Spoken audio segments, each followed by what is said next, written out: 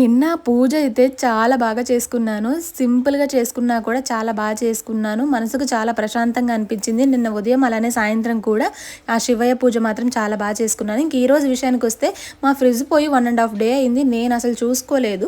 Ice అంతా melt అయిపోయి water వస్తుంటే నేను మా వారు ఐస్ మెల్ట్ అవ్వడం కోసం ఏమైనా బటన్ ప్రెస్ చేశారేమో అని చెప్పేసి అనుకున్నాను తప్ప ఫ్రిడ్జ్ పోయిందని చెప్పేసి నేను అనుకోలేదు.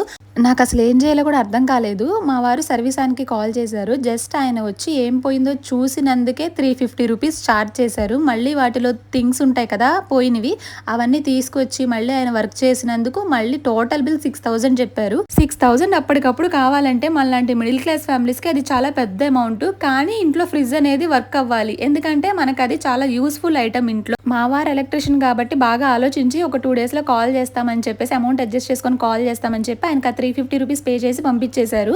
మా వారికి ఒక ఐడియా ఉంది ఏం పోయిందని చెప్పేసి ఒక ఐడియా వచ్చింది కాబట్టి 1½ అవర్ పాటు దానికి సంబంధించిన ఐటమ్స్ అన్ని కొనుక్కొచ్చుకొని 1 అవర్ కూర్చొని మరి దీన్ని అయితే వర్క్ చేయించేలా చేశారనమాట. నాకు చాలా హ్యాపీ అనిపించింది ఒక్కసారిగా.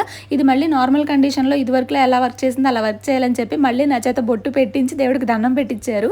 నిజంగా చాలా హ్యాపీ అనిపించింది. మీ వరకేమో నాకు తెలీదు కానీ ఇది చిన్న విషయం కావచ్చు. కానీ నా వరకు ఇప్పుడు నాకు ఆల్మోస్ట్ ఒక 4000 మనీ సేవ్ అయినట్టే. ఆయన 6000 చెప్పారు. మా వారు 1800 to 2000 లోపు చేసేసారనమాట. అప్రాక్సిమేట్లీ ఒక 4000 వరకు మాకు సేవ్ అయినట్టే కదా. నిజంగా చాలా హ్యాపీ అనిపించింది మళ్ళీ నార్మల్గా వర్క్ అవుతున్నందుకు. మా వారి కష్టానికి ఒక చిన్న లైక్ చేసి ఛానల్ని సబ్స్క్రైబ్ చేసుకోండి.